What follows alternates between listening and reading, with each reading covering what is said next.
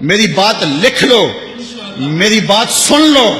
یہ حکمران سمجھتے ہیں کہ ہم نے غازی کو پھانسی لگا لیا، تم انتظار کرو عرش کا رب تمہارے ساتھ کرنے والا کیا ہے، تمہارے ساتھ اب سلوک کیا ہوگا۔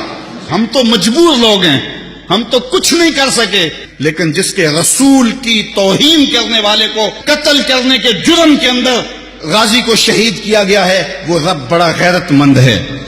اور تم انتظار کرو عرش کا رحمان تمہارے ساتھ اب کرتا کیا ہے۔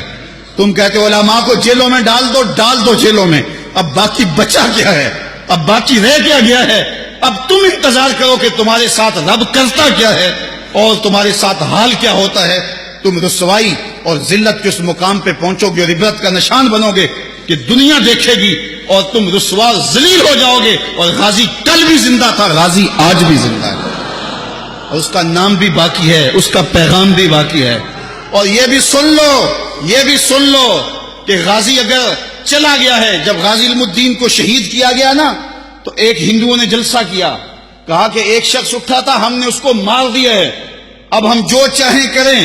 تو ایک مسلمان جلسے میں بیٹھا تھا، اٹھ کے کھڑا ہو گیا، اس نے کہا کرو جو کرنا ہے، غازی خود گیا ہے، چھرا چھوڑ کے گیا ہے، وہ ہم نے ساتھ دفن نہیں کیا، وہ چھوڑ کے گیا ہوا ہے۔ تو یہ مت سمجھو کہ ہماری خیرت مر گئی ہے، کتنے غازی پیدا ہو گئے ہیں، کتنے لوگ تیار کر گیا، اس کے جنازے میں کتنے لوگوں کو حرارت ایمان کی دی ہے۔ تم نے غازی کو مارا نہیں، غازی کو زندہ کیا ہے۔